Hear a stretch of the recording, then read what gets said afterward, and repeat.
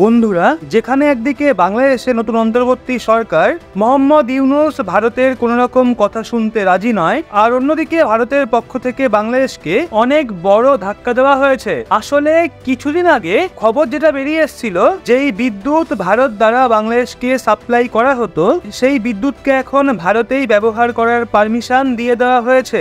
আজ যে বাংলাদেশ ভারতকে এড়িয়ে চলতো, এখন সেই বাংলাদেশের অহংকার মাটিতে মিশতে চলেছে। আপনাদের বলে রাখি, বাংলাদেশ নিজেদের জন্য প্রয়োজন মতো বিদ্যুৎও উৎপাদন করতে পারেনি, যার কারণে পাওয়ার সাপ্লাইয়ের জন্য ভারতের ওপর বাংলাদেশ ডিপেন্ডেন্ট রয়েছে। যেখানে আদানি পাওয়ারের ঝাড়খণ্ডে মজুদ গোড্ডা পাওয়ার জেনারেশন প্ল্যান্টের দ্বারা এখনো পর্যন্ত প্রায় 100% বিদ্যুতের সাপ্লাই বাংলাদেশে করা হচ্ছিল, কিন্তু এর মধ্যে বাংলাদেশে যে বর্তমান পরিস্থিতি রয়েছে, সেই জন্য ভারতের পক্ষ থেকে অনেক বড় একটা সিদ্ধান্ত গ্রহণ করা হয়েছে। আর এই রিপোর্টে আপনি পরিষ্কার দেখতে পারেন, যেই বিদ্যুৎ বাংলাদেশকে সাপ্লাই করা হতো, এখন সেই ইলেকট্রিসিটিকে ভারতের ভিন্ন ভিন্ন এবং নতুন নতুন প্রজেক্টে ব্যবহার করা হবে। কারণ দেখতে গেলে ভারতীয় ইলেকট্রিসিটি অনেক বেশি কমতি লক্ষ্য করা যাচ্ছে, আর এই রিকোয়ারমেন্ট দিন প্রতিদিন বৃদ্ধি পেয়েই চলেছে। তো সম্পূর্ণ ডেভেলপমেন্ট আসলে কি তা জানতে ভিডিওর শেষ অবধি অবশ্যই থাকুন, এবং এগিয়ে যাওয়ার পূর্বে ভারতের এমন দুর্দান্ত সিদ্ধান্তের জন্য ভিডিওটা অবশ্যই একটা লাইক করে দিন। আসলে কিছুদিন আগে যে খবর বেরিয়ে এসেছিল যে এখনো পর্যন্ত বাংলাদেশকে যে বিদ্যুৎ ভারত দ্বারা পাঠানো হতো, এখন সেই বিদ্যুৎকে বাংলাদেশে পাঠানো হবে না, বরং এই বিদ্যুতের ব্যবহার ভারতেই করা হবে। আর এই খবরটা বাংলাদেশের নতুন সরকারকে আশ্চর্য করে দিয়েছে, কেননা দেখতে গেলে বাংলাদেশের পূর্ব প্রধানমন্ত্রী শেখ হাসিনা দেশ ছেড়ে দেওয়ার পরেও সেখানকার অবস্থা বেকাবু রয়েছে। এর সাথেই অল্প সংখ্যক এবং হিন্দুদের উপর অত্যাচার করা হচ্ছে। এমনকি যে এলাকাগুলোতে হিন্দুর দ্বারা বিরোধ প্রদর্শন করা হচ্ছিল, তাদেরকে সেখানকার সেনাবাহিনীর দ্বারা থামানোর চেষ্টা করা হচ্ছে। যদিও ভারতের চাপে এসে বাংলাদেশে নতুন অন্তর্বর্তী সরকার হিন্দু এবং সংখ্যালঘুদের বাঁচানোর জন্য কিছুটা মতামত রেখেছে, কিন্তু তাদেরকে বাঁচানোর জন্য কোনো রকম পদক্ষেপ নেওয়া হয়নি, বরং কিছুটা ভারতকেও হুমকির সম্মুখীন হতে হয়েছে। কেননা ভারত শেখ হাসিনাকে আশ্রয় যে দিয়েছে, কিন্তু সবার মনোযোগ যখন এই দিকে ছিল, তখন অন্যদিকে ভারতের পক্ষ থেকে বাংলাদেশে বিদ্যুতের সাপ্লাইকে নিয়ে একটা অনেক বড় সিদ্ধান্ত গ্রহণ করে নেওয়া হয়েছে।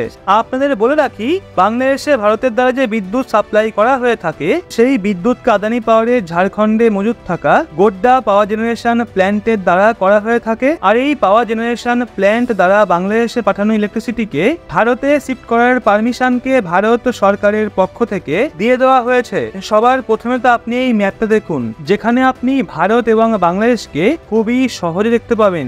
এখানে রয়েছে ভারতের ঝাড়খণ্ড রাজ্য, আর ঝাড়খণ্ডে যে রেড পয়েন্ট দেখা যাচ্ছে, এখানে আদানির দ্বারা গোড্ডা পাওয়ার জেনারেশন প্ল্যান্ট নির্মাণ করা হয়েছে। কারণ এখান থেকে বাংলাদেশ অনেক কাছে রয়েছে, এই জন্য ভারতের ঝাড়খণ্ড থেকে শুরু করে বাংলাদেশের ঢাকা শহর পর্যন্ত ইলেকট্রিক ওয়্যারের প্রপার কানেক্টিভিটি বিছানো রয়েছে।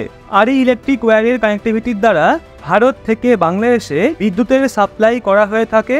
আর বাংলাদেশকে বিদ্যুতের সাপ্লাই ভারত দ্বারা এই জন্য করা হয়ে থাকে, কারণ বাংলাদেশ নিজের প্রয়োজনীয়তার হিসাবে ইলেকট্রিসিটি প্রডিউস করতে পারে না। আর বাংলাদেশ কয়লা ক্রয় করার জন্য ইন্দোনেশিয়া এবং সাউথ আফ্রিকার মতো দেশের ওপর ডিপেন্ডেন্ট, যেখান থেকে বাংলাদেশ বেশিরভাগ কয়লা ক্রয় করে থাকে। কিন্তু বাংলাদেশে ইলেকট্রিসিটির ডিমান্ড বৃদ্ধি পাওয়ার সঙ্গে সঙ্গে কয়লার কমতিও এত পরিমাণে বৃদ্ধি পেয়ে গেছে যে বাংলাদেশ গত এক বছরের তুলনায় 2 গুণেরও বেশি কয়লাকে ক্রয় করতে বাধ্য হয়েছে। কিন্তু তা সত্ত্বেও বাংলাদেশ যত বিদ্যুৎ প্রয়োজন হয়, সেই হিসাবে যথেষ্ট কম মাত্রাতেই বিদ্যুৎ প্রডিউস করে, যার জন্য ভারতের দ্বারা অনেক বেশি ক্যাপাসিটির সাথে বিদ্যুতের সাপ্লাই বাংলাদেশে করা হয়ে থাকে। আপনাদের বলে রাখি, 2017 সালে যখন প্রধানমন্ত্রী মোদী বাংলাদেশ সফরে গিয়েছিলেন, সেই সময় বাংলাদেশ ভারতের থেকে বিদ্যুতের ডিমান্ড করেছিল, যার পর থেকে বিদ্যুৎ প্রয়োজনীয়তার জন্য 2017 সালে নভেম্বর মাস থেকে বাংলাদেশ পাওয়ার ডেভেলপমেন্ট বোর্ড ভারতের আদানি পাওয়ারের সাথে বিদ্যুৎ ক্রয় করার ডিল করেছিল,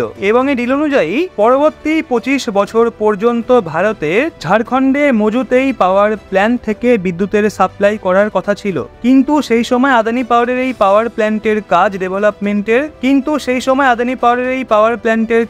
ডেভেলপমেন্ট ফেজে ছিল। এই জন্য গত বছর 2023 সালের জুন মাস থেকে ভারত বাংলাদেশে বিদ্যুতের সাপ্লাই শুরু করে। আর আপনি জেনে আশ্চর্য হবেন, এই পাওয়ার প্ল্যান্টকে অন্যান্য দেশে বিদ্যুৎ সাপ্লাই করার জন্যই ডেভেলপ করা হয়েছে। আর এর ক্যাপাসিটি শুরুতে 1496 মেগাওয়াটের ছিল, কিন্তু সেটা বেড়ে এখন 1600 মেগাওয়াট হয়ে গেছে, কেননা পরবর্তীকালে একে বৃদ্ধি করে দেওয়া হয়েছে। এছাড়াও এটা ভারতের একমাত্র এমন পাওয়ার জেনারেশন প্ল্যান্ট যেখানকার 100% বিদ্যুৎ এতদিন পর্যন্ত বাংলাদেশেই সাপ্লাই করা হতো। এর এক বিন্দু পরিমাণও বিদ্যুৎ ভারতে ব্যবহার হতো না। অর্থাৎ যেই পাওয়ার প্ল্যান্টের 100% বিদ্যুৎ বাংলাদেশে পাঠানো হচ্ছে, সেক্ষেত্রে ভেবে দেখুন, যদি এই পাওয়ার প্ল্যান্টের বিদ্যুৎকে বাংলাদেশে পাঠানো বন্ধ করে দেওয়া হয় এবং সেই সমস্ত বিদ্যুৎকে ভারতে শিফট করে দেওয়া হয়, তাহলে বাংলাদেশের নতুন সরকার তো ঝটকা অবশ্যই পাবে। খবর অনুযায়ী এই সিদ্ধান্ত ভারতের পক্ষ থেকে 12 আগস্ট নেওয়া হয়েছে এবং তাও আবার ভারত সরকার আদানির এই পাওয়ার প্ল্যান্ট থেকে বাংলাদেশে সাপ্লাই করা বিদ্যুৎকে ভারতে বিক্রি করার পারমিশন এমন সময়ে দিয়েছে যেই সময়ে বাংলাদেশে ক্রাইসিস চলছে। আর বাংলাদেশের নতুন অন্তর্বর্তী সরকার ভারতকে অহংকার দেখানোর চেষ্টা করেছে এবং বাংলাদেশে নতুন সরকারের হুঁশ যেইভাবে আবার ট্র্যাকে ফিরেছে, সেক্ষেত্রে সেটা ধারণায় রিপোর্টটা দেখে করতে পারেন, যেটা কিছু সময় আগেই বেরিয়ে এসছে।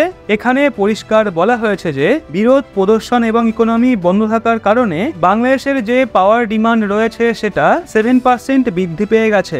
অর্থাৎ যেই সময় বাংলাদেশের মধ্যে পাওয়ারের ডিমান্ড বৃদ্ধি পাচ্ছে, সেই সময় ভারতের পক্ষ থেকে বাংলাদেশের পাওয়ার সাপ্লাইকে বন্ধ করে দেওয়া হচ্ছে। কিন্তু এখন এখানে প্রশ্ন আসে যে ভারত বাংলাদেশের বিরুদ্ধে এই ধরনের পদক্ষেপ কেন গ্রহণ করেছে। তো বলে রাখি, এর সবচেয়ে বড় কারণ এটা বলে মনে করা হচ্ছে যে নতুন সরকার ভারতকে যে চ্যালেঞ্জ দিয়েছে, তার জন্যই ভারত এই ধরনের পদক্ষেপ গ্রহণ করেছে।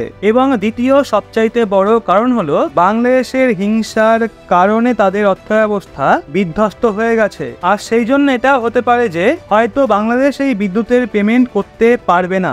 এমত অবস্থায় পরবর্তীকালে আদানির এই পাওয়ার প্ল্যান্টে যাতে কোনো রকম ক্ষতি না হয়, এই জন্য বাংলাদেশে সাপ্লাই করা বিদ্যুৎকে ভারতেই ব্যবহার করার পদক্ষেপ গ্রহণ করা হয়েছে। এ থেকে ভারতে বিদ্যুতের কমতি আসবে না এবং যদি আমরা চাই তাহলে আমরা এই বিদ্যুৎকে অন্যান্য প্রতিবেশী দেশে এক্সপোর্ট করতে পারবো, কেননা অলরেডি ভারতের কিছু অন্যান্য পাওয়ার প্ল্যান্ট দ্বারা নেপাল এবং মায়ানমারের মতো প্রতিবেশী দেশে এনার্জি প্রয়োজনীয়তাকে পূরণ করার জন্য বিদ্যুৎ এক্সপোর্ট করা হয়ে থাকে। তো এখন এক্ষেত্রে আপনাদের কি মনে হয়, বাংলাদেশের বিরুদ্ধে ভারত এই ধরনের পদক্ষেপ কেন গ্রহণ করেছে? নিজেদের মতামত কমেন্টে অবশ্যই জানান এবং ভিডিওটা ভালো লাগলে অবশ্যই একটা লাইক দিয়ে শেয়ার করুন আপনার বন্ধু বান্ধবদের এবং চ্যানেলটি সাবস্ক্রাইব করে সঙ্গে থাকুন আমাদের।